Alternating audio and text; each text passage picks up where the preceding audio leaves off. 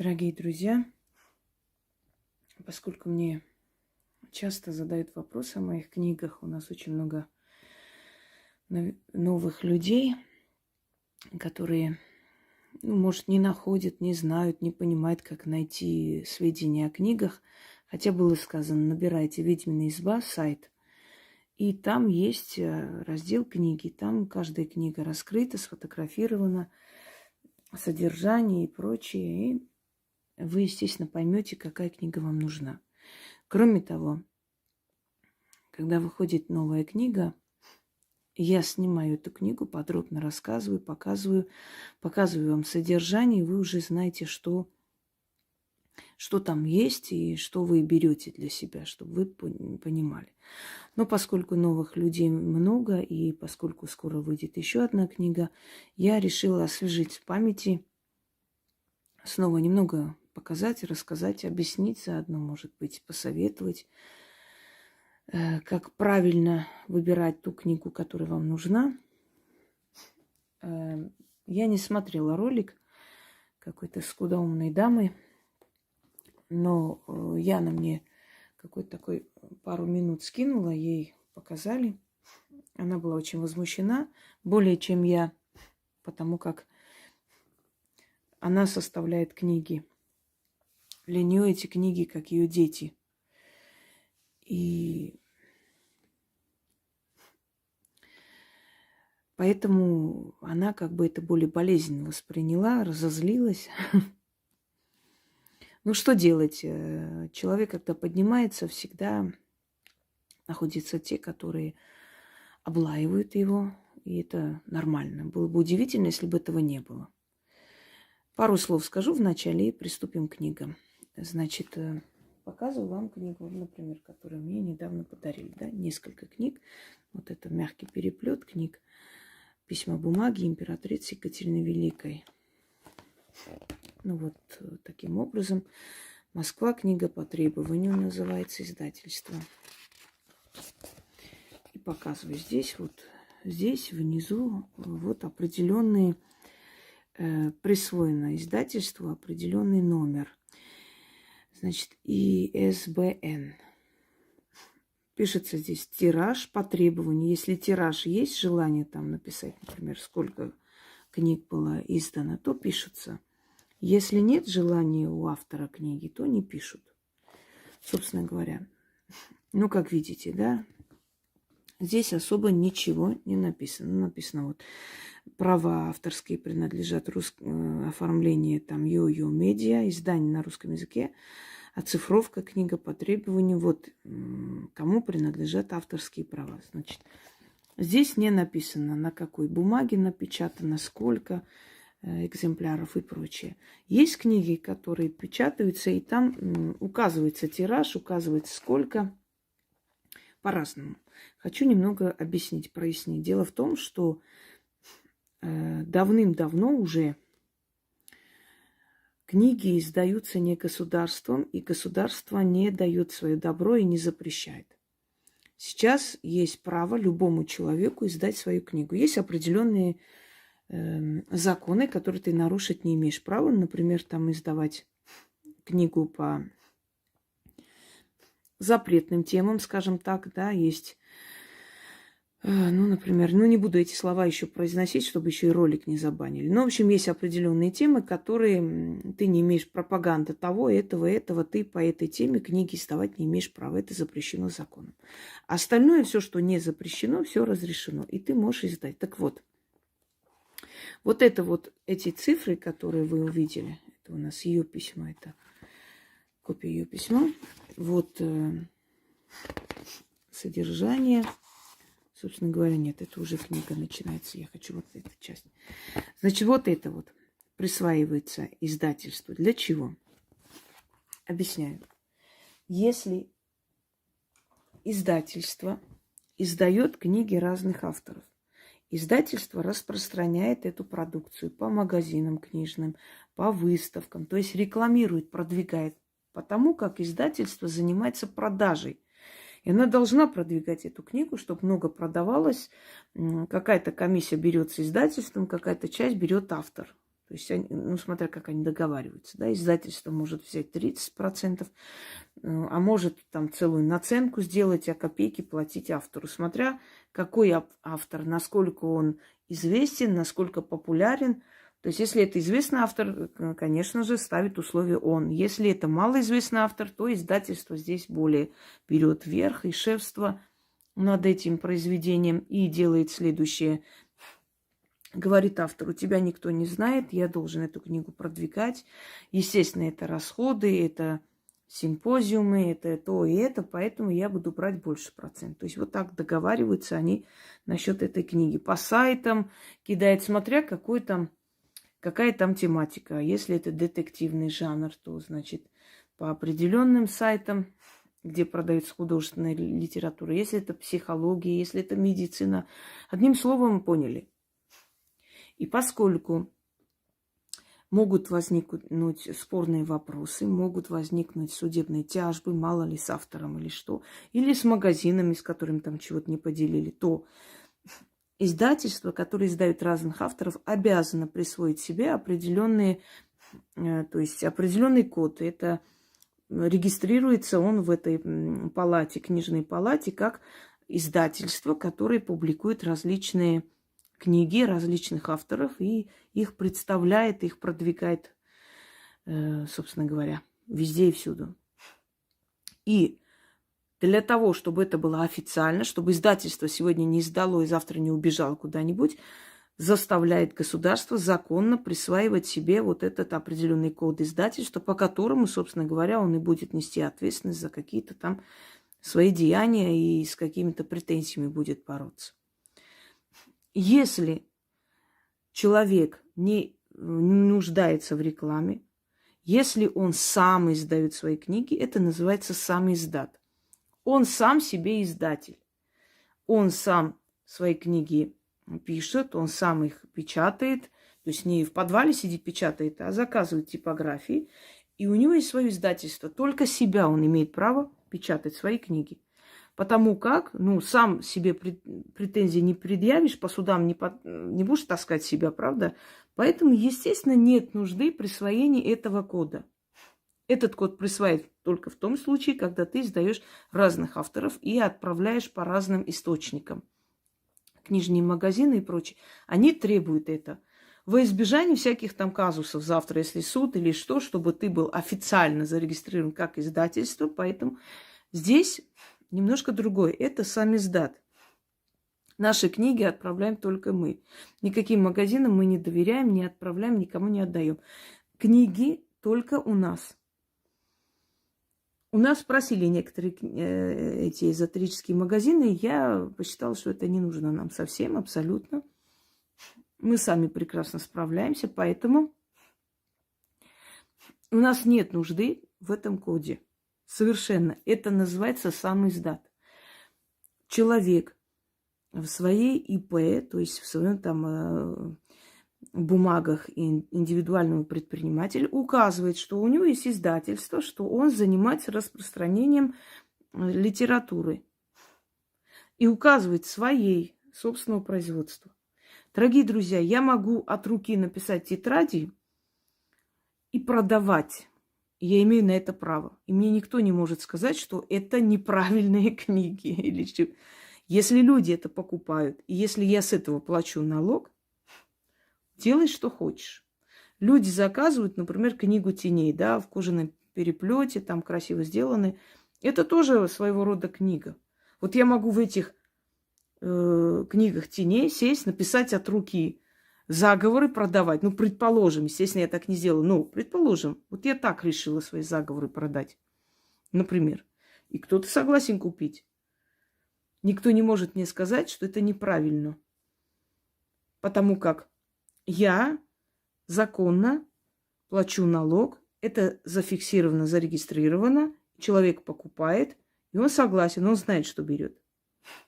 На летописях всякие там эти штампы не стояли, но летописи остались тысячелетиями, если что.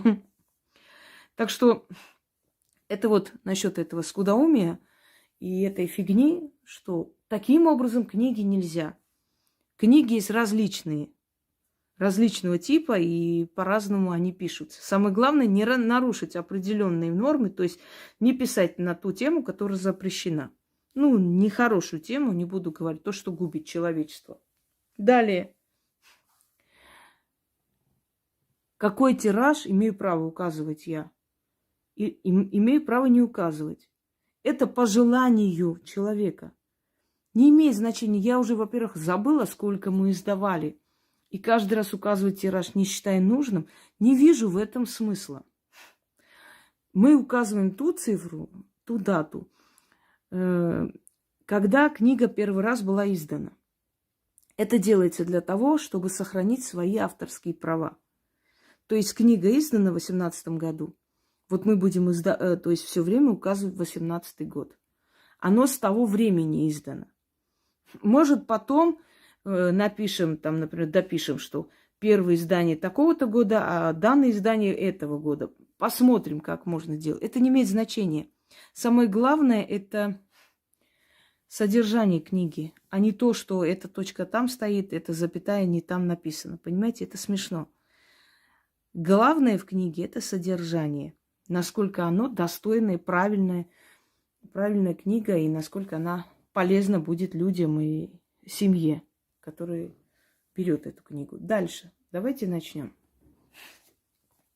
Вот одна из любимых книг наших зрителей. «Магия жизни». Было издано в год Белого волка. Здесь, сейчас откроем, вот название издательства «Дочь Фортуны» в 2018 году.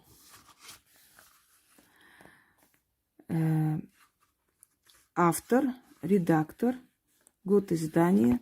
Здесь полностью описывается. Официальный сайт.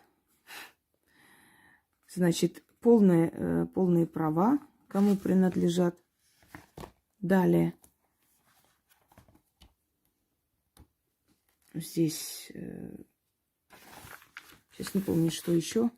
А, нет, это в другой книге итог, окончание. Далее. Значит, магия жизни. Вначале вступительные, истории, беседы, лекции. Яна всегда так печатает. Потом начинаются ритуалы для благосостояния. Их разделили, чтобы легче и проще было как бы посмотреть. Советую вам посмотреть мою лекцию «Как помочь себе». Там полностью есть все, как начать, как правильно делать, чтобы они сработали, если у вас трудно идут. И там можете все время останавливать, смотреть название, потому как когда знаете уже название, понимаете, вот это легче найти, да, чем искать во всем канале, вдруг там вам встретится что-либо такое. Вот, дальше ритуалы для защиты идет. Обереги. Рука отводящая. Очень замечательно работает. Вот. Вот такое вот оформление. Разделение по главам. У меня тут маникюр немножко уже устаревший. Жду свою маникюршу. Она в отпуске. Не хочу менять мастера, поэтому извиняюсь, если что. Так, это у нас алтари зрителей. Как видите. Очень красивые. Здесь как раз наглядно показано, как можно оформлять алтари.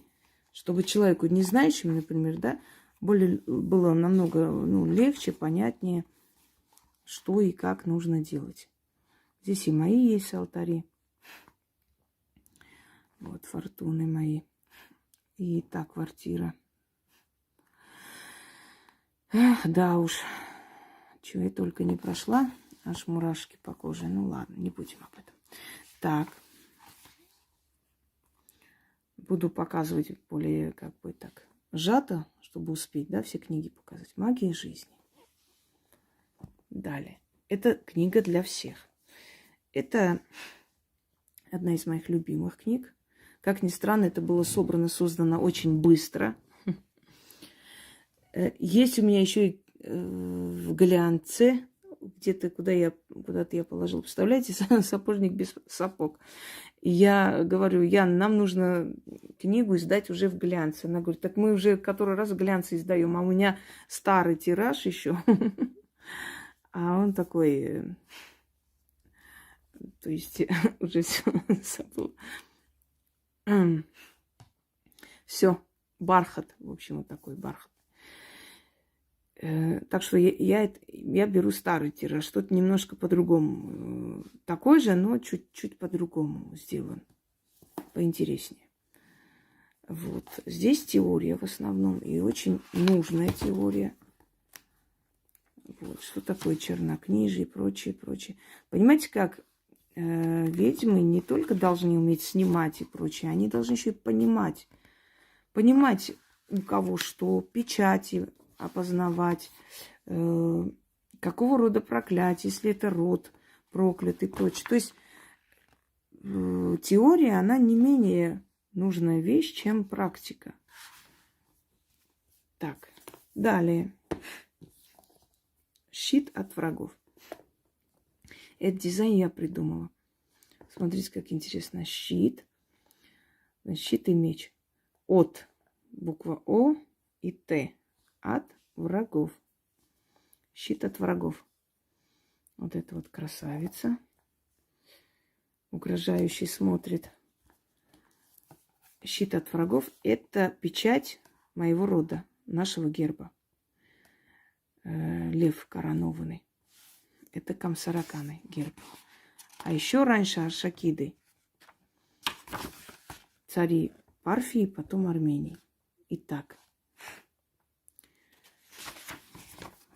Все здесь описывается, сказано, как, чего и что. И далее.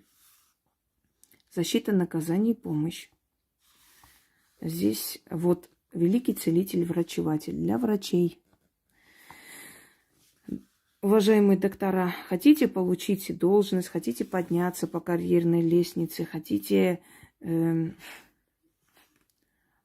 чтобы ваша карьера была успешной. Кроме того, уберечь себя от тех болезней, от которых лечите. Чаще всего человек умирает от тех болезней, от которых лечит. Запомните.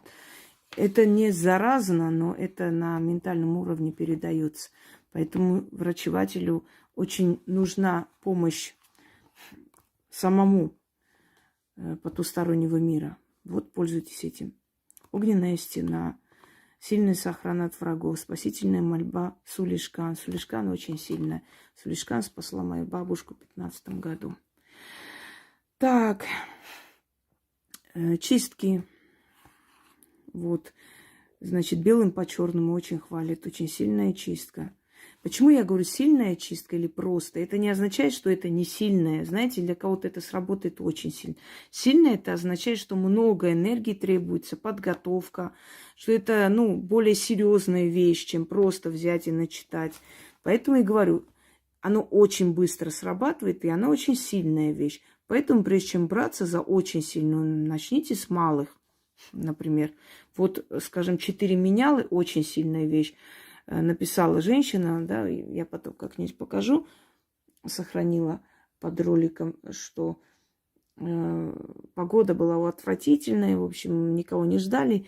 И столько народу появилось, когда я начитала, и, говорит, наш директор, говорит, девочки, что происходит? Вы, может, где-то рекламу дали, а я не знаю. Вот очень сильная, очень. Видите, она не пришла через 2-3 дня, вот это все помощь. А сразу же человек начитал, минут через 10 наполнился магазин, и весь день они не могли 5 минут присесть. В туалет, извиняюсь, не могли идти. Мне многие написали. Это просто нечто. Это какой-то огонь. Я начитала и, говорит, весь день крутимся. Я уже чувствую, что мне нехорошо. Я говорю, девочки, постойте, там женщина, девушка, я хотела вот это примерить. Я говорю, сейчас я приду. Сильная вещь? Сильная. Очень сильная, потому что работает сразу же. И надо обдуманно подходить, потому что, видите, энергии нет. А если человек плохо себя чувствовал бы, а если бы он, например, у него была температура, вот она начитала, а столько народу, ей бы стало плохо от этого. Поэтому предупреждаю, объясняю, она сработает сразу. Имейте в виду, на быстрые деньги. Тоже очень сильно. Так что не означает, что что-то не сильно, что-то слабо. Означает, что то, что говорится очень сильно, сработает прямо сейчас. А то, что просто заговор, да, нормальный, хороший заговор, он может сработать через день-два, но он более стабильный, он более частый. А сильные вещи желательно повторить, потому что они с всей своей энергией, силой приходят, помогают, а потом снова нужно повторить, понимаете, наполнять энергией. Так, дом полная чаша. Это у нас рок изобилия фортуны, красота. Это я, как автор книги.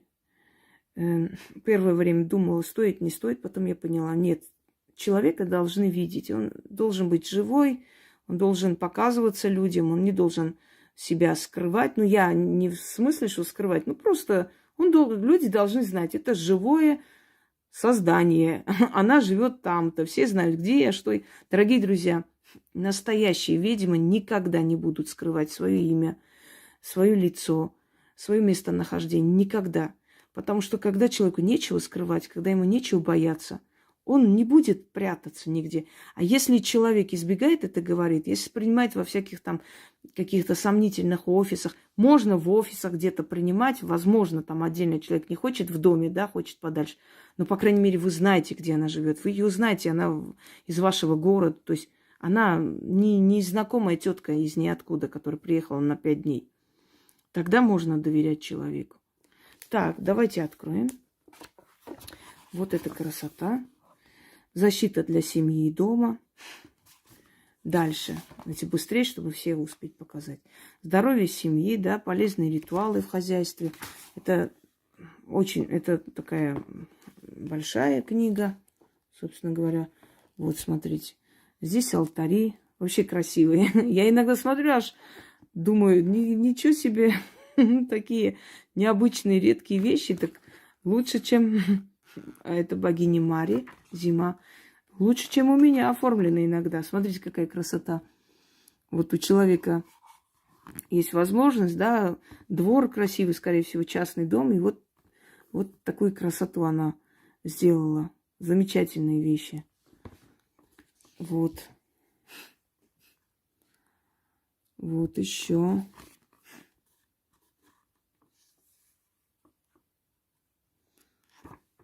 Богиня Дурга и прочее. Так, далее. Книга белого кота.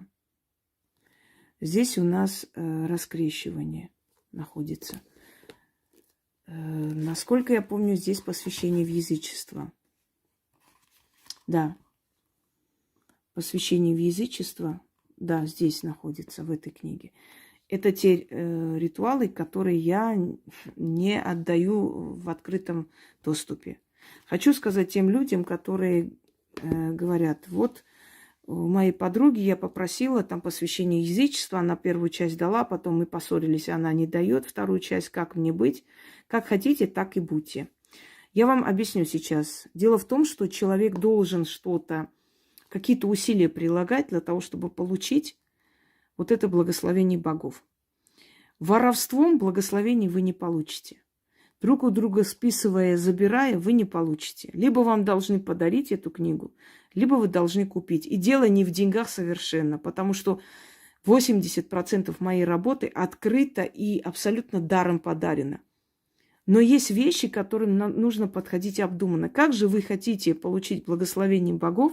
Как же вы хотите получить помощь сил, если вы эту помощь воруете, а не заслуживаете? То есть вы где-то попросили, у кого-то списали, в наглую пишут, киньте мне вот этот заговор, мне книга эта не нужна.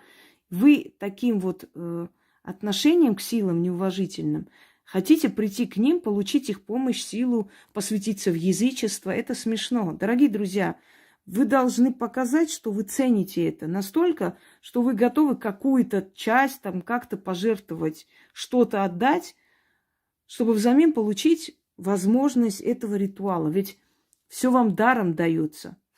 И это в открытом доступе именно поэтому и нельзя, что люди необдуманно подходят к этому. Легкомысленно, глупо и непорядочно, потому что взять друг у друга.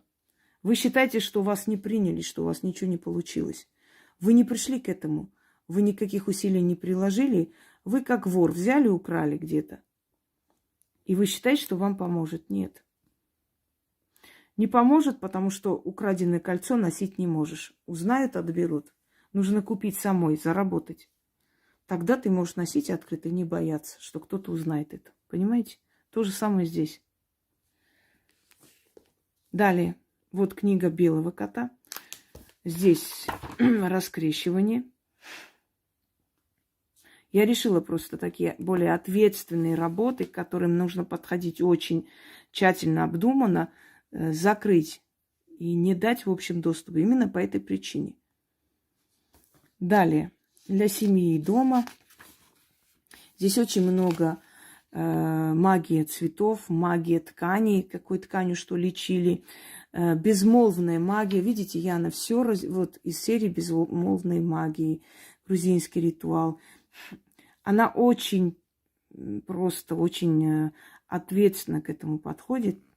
Мало кто, я даже не знаю, ну, естественно, есть люди, которые могут такое делать, но, по крайней мере, на моем пути такие люди еще не встречались. Это очень титанический труд. Она проверяет каждую букву, оформляет, чтобы у вас было как положено. Здесь мы уже альбом делать не стали, поскольку книга и так такая массивная, большая. Но в новой книге, в этой нету, это старый тираж. В новой в конце есть для заметок. Есть такой, ну, маленькая такая вот отдельное, как бы отдельное место для заметок. Как маленькая книга теней, собственно говоря. Яд и противоядие. 30 сильнейших порч и их снятие. Я показывать не буду. Не стоит. Я их не опубликовала и не буду, потому что это запретно. Мои глаза до операции были такие. Это не изменено, это не фотошоп, не приукрашено, просто взято из фотографий. У меня один глаз был карий, есть, а второй зелено-серый. Вот это мои глаза. Видите? Абсолютно были разные. Вот я. Все завидовали. И обзавидовались. Дозавидовались. Ну ладно. Ничего страшного. И здесь точно так же. Мое и кобра. Разноглазые. Кто хочет знать противоядие, он должен знать яд. И грозится на ведьме, которая не может себя защитить. Понимаете? По-всякому. Через людей, через свои работы. Через людей тоже это нужно. Призвать людей для тебя что-то сделать. Иметь влияние на людей. Это может только ведьма. И у ведьмы враги либо вымирают, либо понимают со временем, отходят в сторону, признают твою силу. Но третьего не дано. Ну, либо волочат жалкое существование, как-нибудь живут, непонятно как. Так, семейный очаг, книга. Здесь все для семьи, благополучия семьи и прочее. Давайте не будем все показывать, поскольку не хватит времени. Это наши красивые алтари. Алтари наших зрителей. Вот смотрите, какая красота. И не случайно вот такой фотографии выбрали прошлого века. Тогда более как бы относились к семье серьезно. Дальше. Живи богато. Это новая версия книги. Старая, ну, такая же, чуть отличается немножко дизайн, но, в принципе, такая же книга. Здесь в основном собраны ритуалы для... то есть денежные ритуалы, ритуалы для удачи, обращение к фортуне и прочее. И здесь тоже алтари. Мы стараемся везде. Хотя я вам скажу, что с алтарями, вот с альбомами книга, она намного дороже издается. Но в любом случае мы не жалеем для того, чтобы книга была достойная, красивая. И чтобы зрители могли понимать, иметь представление, что такое алтарь, как оформлять, как делать. И еще раз говорю, хотите, чтобы вам помогали более сильные, да, силы Вселенной, нужно делать ритуалы. Если хотите, чтобы средние силы помогали, достаточно заговоров, шепотков. Так, это у нас ведьмина изба, ритуалы для всех. Это первое издание. Вот было такое в начале, такого типа. Одного очень интересного издательства, которое издало как-нибудь с ошибками, хрен знает как. Дизайн ужасающий, ну, в общем, не хочу даже помнить. Но просто люблю, поскольку это моя первая книга изданная, поэтому она мне дорога. А вот это вот именно та самая книга, содержание одно и то же, просто новое издание и исправленные ошибки, естественно. Вот чин-мачин, помните, который некоторые присвоили себе. И с альбомом. Вот.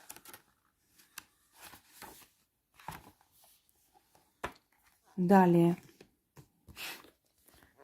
Книга черного кота. Это для практиков. И для практиков вообще очень ценный материал собран воедино, чтобы не тяжело было, скажем так, не трудно. Кстати, вот это кольцо наша подписчица подарила. Помните, Кристина Ан? Она так зарегистрирована, насколько я помню. Я всех помню. У меня память хорошая. Мой любимый цитрин. Очень необычно. Казалось бы, большой камень, но вот он должен быть как бы на среднем пальце, а вот и нет. Здесь очень смотрится. Вот такой вот хризолит. Это маленький хризолит и цитрин. Так что спасибо, девушка. Так. Посмотрим дальше. Заключить договор, зарыть топор войны. Это прекратить, например, войну между семьями, между родом, между людьми. Закончить очень много нужных вещей, которые практикам, естественно, нужны. Вот.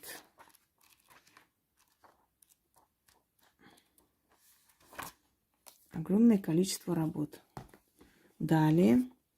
Дорогие друзья, это колдовской алфавит. Не каждый народ в этом мире может похвастаться своим личным алфавитом. А ведьмы создали 3 колдовских алфавита. По крайней мере, 3 известно. Может, еще есть, но они недоработаны. 3 именно точно есть. Когда во время инквизиции, преследований вообще во всех странах приходилось скрывать свои намерения и прочее, были созданы колдовские алфавиты. Это написано «Тайная власть». Здесь очень красивое, необычное оформление. И это у нас черница с моим лицом, говорящая о том,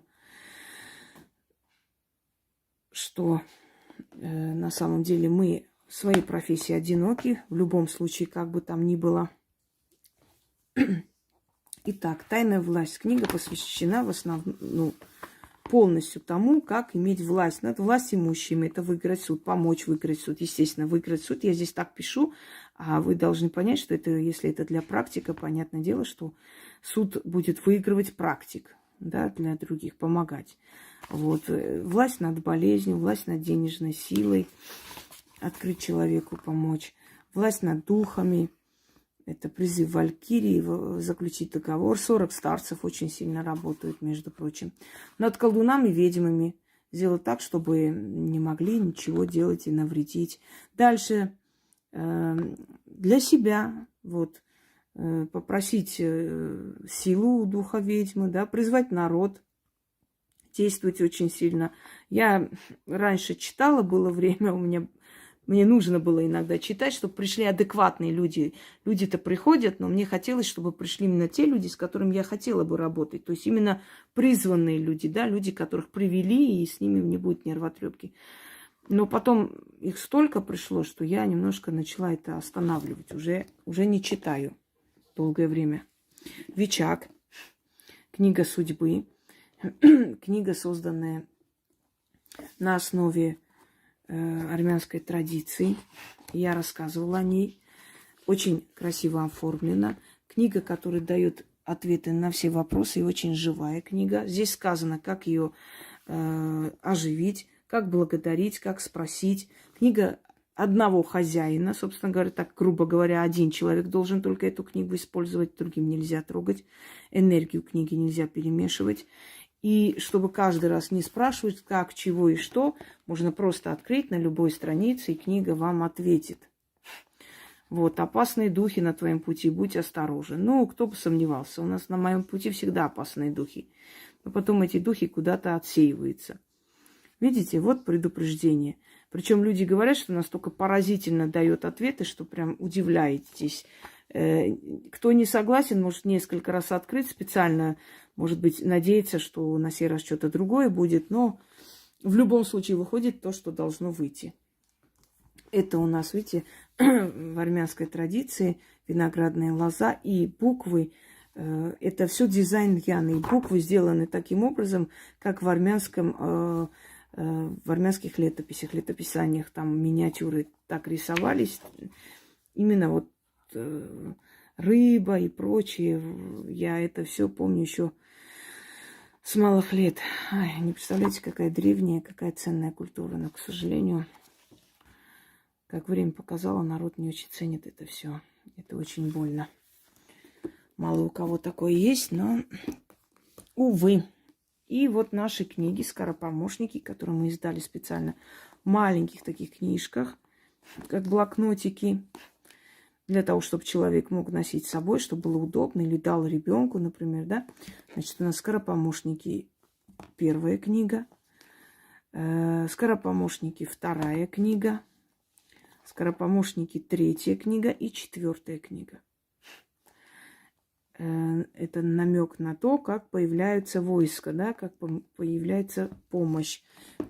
Немного объясню, пока у нас есть вроде бы память еще есть в телефоне. Вот. Это быстро от боли, быстро, чтобы деньги пришли, возврат денег и прочее, там, чтобы скидки были. «Скоропомощники 2» это немножко, то есть на разных языках. Скоропомощники вуду, грузинские скоропомощники, армянские, шаманские скоропомощники. Так, шаманских вот я не выставляла, это только здесь есть. Дальше, третьи скоропомощники, чуть-чуть примерно при опасности. Властные заговоры, чтобы вам подчинялись. Монгольские, тюркские скоропомощники, скоропомощники на украинском, на амхарском. И очень сильно работает, уже много кто сказал, как они им спасли жизнь и помогли. Так. Греческие скоропомощники. Далее. Могучие слова характерников на иврите. Скоропомощники фарси. Грузинские спасительные заговоры. Вот видите? И это не предел. Будет скоро еще книга, еще планируем. Если, конечно, у меня сил хватит в этом году, я очень хотела бы еще издать. Не буду заранее говорить, но хотелось бы издать, потому как много, очень много, что нужно отдать миру, вам. Я постараюсь это делать в ближайшее время. Итак, я вас ознакомила примерно, освежила в памяти для новичков, объяснила. Я думаю, что долгое время больше вопросов не возникнет. Насчет книг пишите Яне. Не писать в выходные и, пожалуйста, не ночью. После 10 не писать, потому что она человек, она тоже должна отдыхать. У нее тысячи дел и всего. Отдых, это так мягко сказано, она не отдыхает, она просто в это время печатает те самые ритуалы, которые вы хотите, чтобы были, да, в печатном варианте. Оформляет книги, отправляет и пишет, в общем, заполняет. У нее очень много дел, поэтому в выходные не писать и не пишите, пожалуйста, вечером. Ну, поздним, после вот 10 желательно хотя бы. Она вам объяснит, скажет. Она очень ответственный человек, отправляет, сразу вам чек отправляет, номер, чтобы вы могли отслеживать. И как только вы там скажете, что уже книга пришла, она эти чеки выкидывает за ненадобностью, поскольку смысла уже нет в них. Так что по книгам к ней. Я не занимаюсь книгами, у меня нет времени на это. Это ее дело, ее работа, она это делает замечательно. Пишите, она вам все объяснит. Так, все, друзья мои. На этом все. Наверное, сегодня достаточно. Пока несколько дней хочу набраться сил. Ритуалы не снимаю. Знаете, ритуалы может кому-то пока показаться, что это всего лишь там, ну, снимается, там как бы я учу, говорю, как сделать. Они у меня забирают очень много сил. Очень много, я очень устаю. Сегодня вот всем ответила по консультации и решила как бы перейти и книги вам еще раз показать, освежить. Для начала это у нас Кися поцарапала. Она тут лазит, потом резко падает. С полпути хватаем, и вот все руки, как после фронта. Ой, ну что делать? Она маленькая, пушистая и глупая. Хотя нет, она хитрая. Неуклюжая, я бы сказала, ладно. Все, друзья мои, всем спокойной ночи, всем удачи. И у кого есть мои книги, пусть они вам принесут удачу. Всем всего доброго.